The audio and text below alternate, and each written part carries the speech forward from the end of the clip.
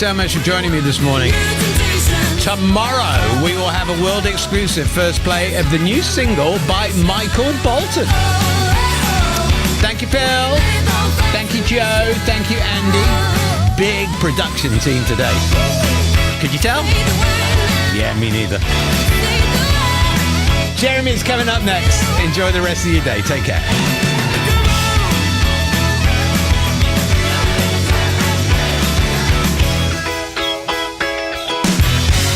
Good afternoon and welcome to the Jeremy Vine Show, BBC Radio 2. Thank you, Gary.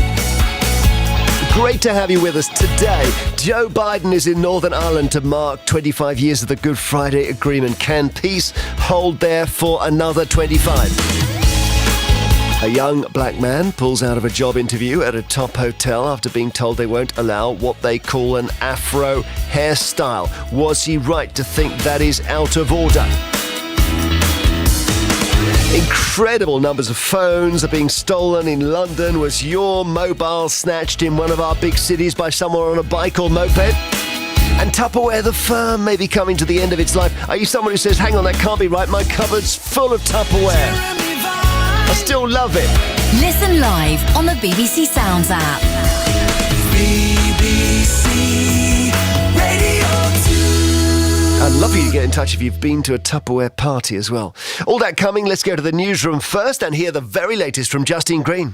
Thanks, Jeremy. Good afternoon. The US President Joe Biden is holding talks with the Prime Minister Rishi Sunak in Belfast as part of his visit to Northern Ireland. He's there to mark 25 years since the Good Friday Agreement was signed.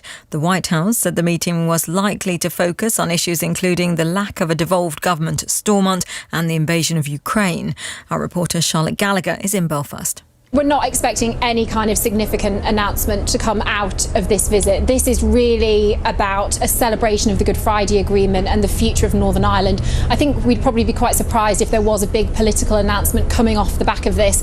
It's very much him wanting to come here 25 years after the Good Friday Agreement and show a new kind of Northern Ireland that's very different to how it was in the Troubles.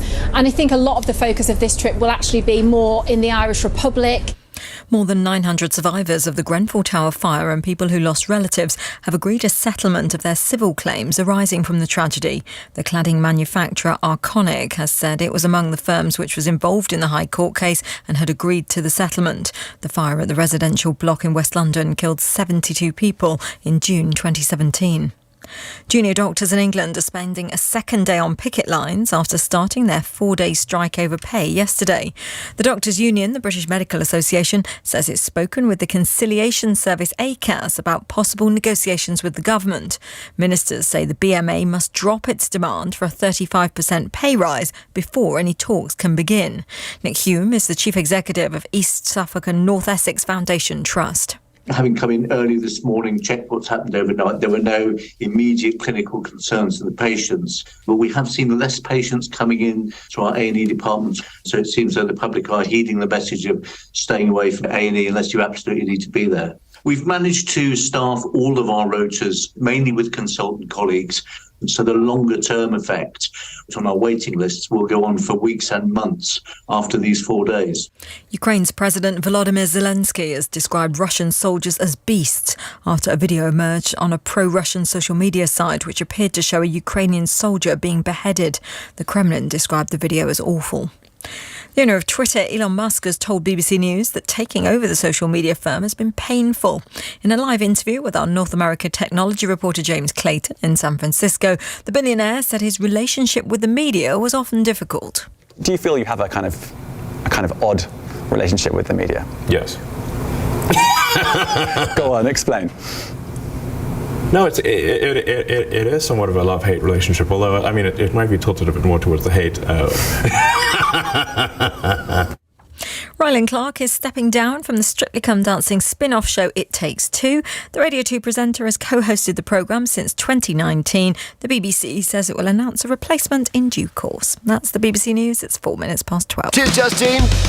The next 2 hours in 4 words. Biden, Afro, snatched, Tupperware. Listen live on the BBC Sounds app. BBC Radio 2. Going to catch up with Joe Biden, the President of the USA in Northern Ireland. in just a mo.